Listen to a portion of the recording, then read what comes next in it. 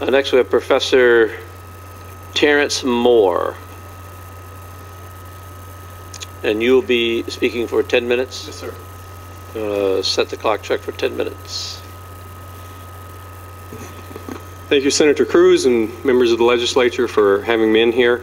My name is Dr. Terrence Moore. I am currently a professor of history at Hillsdale College. I also work with something called the Barney Charter School Initiative, which helps set up charter schools, classical charter schools around the country. Before coming out here to the Midwest, for 7 years I ran a school called Ridgeview Classical Schools in Colorado, which is twice ranked the #1 performing high school in the state. And I also have the pleasure of living in Northeast Indiana, so I'm an adopted Hoosier, and I'm glad to be here. Let me say a number of things. The first thing is just a general observation. As I said, I was a schoolmaster, and then I'm also helping set up schools now. And the interesting thing about those schools is I can always point someone to those schools and say, go sit in those classes, see what's going on, see if this is what you think good education is, be you a U.S. or a local senator, or be you a parent, or be you an education reformer. The thing that I would like to know is, where is the Common Core school that we can go into right now and actually sit in the classes and know that this sort of thing is going on so that we know that it works? I don't know where the address is because I believe there's not one. I also want to mention one other thing here, which is this business of textbooks. We've talked a lot about textbooks today, and I have a little bit of personal experience with this because in 2012 I started going in and touring a few schools in Indiana just to see what was going on. And I think it was partly what the ISTEP had in place, but a lot of publishing companies saw the Common Core coming down the pike, and so they were already beginning to change these textbooks. And a lot of the teachers told me that they were changing from the teaching of fiction to nonfiction. This was actually what English teachers were telling me. So the supposition that somehow this is not going to affect the English teachers is not actually true. The other thing I'd like to say about these textbooks, and this just strikes me as really surprising having run a classical school, is that we're spending all this time talking about textbooks today, and most of that time is being spent on talking about English textbooks. Well, at the high school level, you don't actually want your kids reading English textbooks because these are huge anthologies. And the thing about those textbooks is that actually they take the stories out of them and they truncate them. So you don't end up reading complete works of literature. What is actually going on, and this is going to be evident pretty soon, is that all of these new informational texts, which are supposed to be so whiz-bang and tell us about the modern world, are going to be put in there alongside Homer and Shakespeare and all the rest of it. Well, something has to give. And what's going to give? The classics are what's going to give. And so this is the problem with this fundamental problem that we've laid down. The second thing I'd like to bring up, because we mentioned earlier when we were actually talking about specific texts that were being talked about, is it was said that the new and great thing about these new standards is that the Declaration of Independence is going to be read and the Constitution is going to be read. And Indiana wasn't reading those before. Well, I'm not sure if Indiana was or was not reading them before, but I know what the Common Core is doing with them. And you can look, it is true that the Declaration of Independence is going to be read according to these Common Core standards if you take Appendix B as an indication. But look at the question that's actually asked of the Declaration of Independence in Appendix B. It's a compare and contrast question, which is comparing the Declaration of Independence to the Olive Branch Petition. Okay, what does that mean?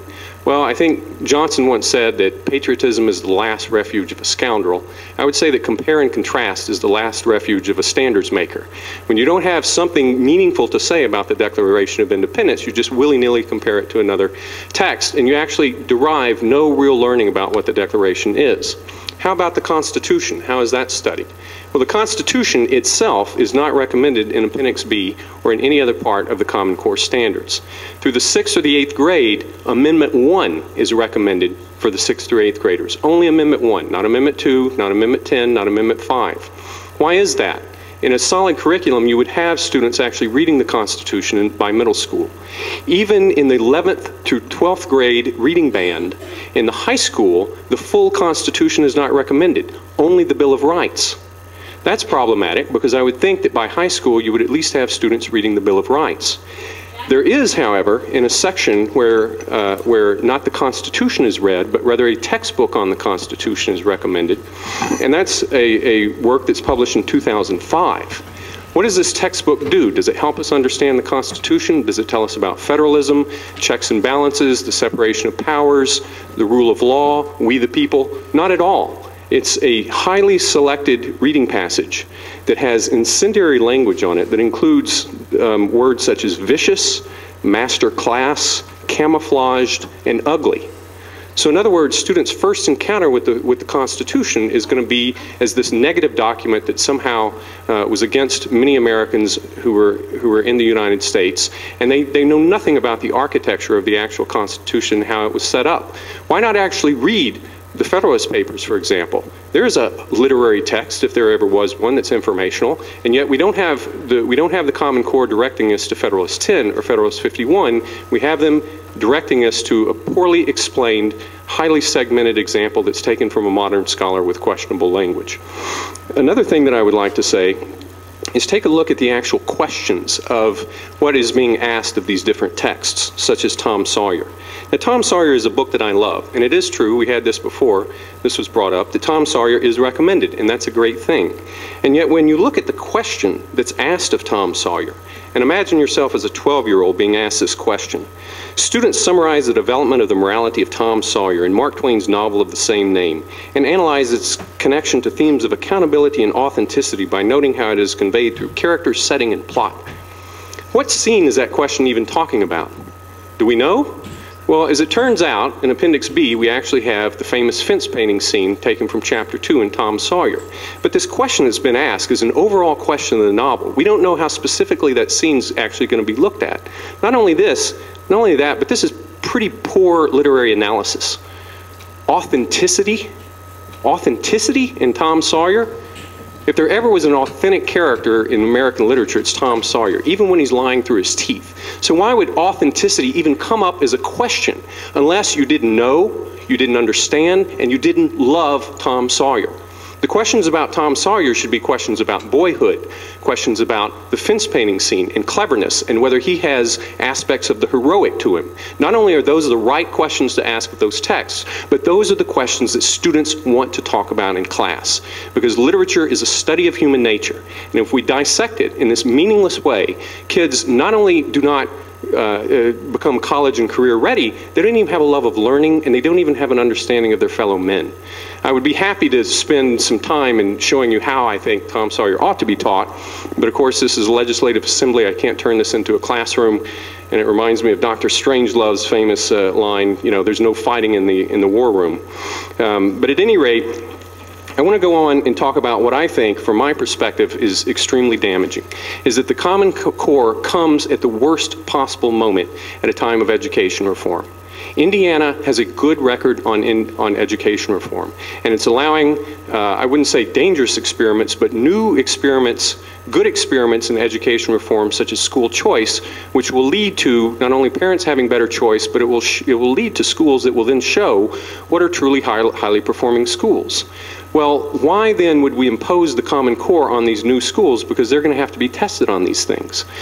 If I were coming up with and I don't just have to come up with, but I actually have a classical curriculum in mind that's put into a school that we're trying to help start in Bloomington, it would not meet the parameters of the current Common Core demands on the curriculum. When you say that the Common Core is not dictating curriculum, that is false. Because in Appendix B, they say that all texts have to have quality, they have to have complexity, and they have to have range. What does range mean? That means that you have to teach modern texts alongside of ancient texts. And they say it has to be done every year, but that's not true because you're going to be tested. Or every 2 years, that's not true because you're going to have to be tested every year. And if you have to be tested every year, that means that the curriculum is going to be completely servile to whatever the test is, because that's the rule of state testing. That the teachers always teach the test. Anything that's not required on the test doesn't get taught. Anything that's on the test gets taught.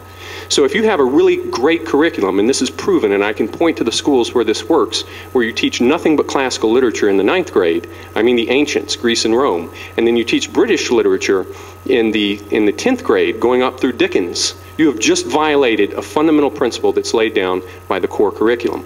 So what's going to happen when you're up trying to get your charter, the folks who are in the charting organization are going to say, are you Common Core compliant?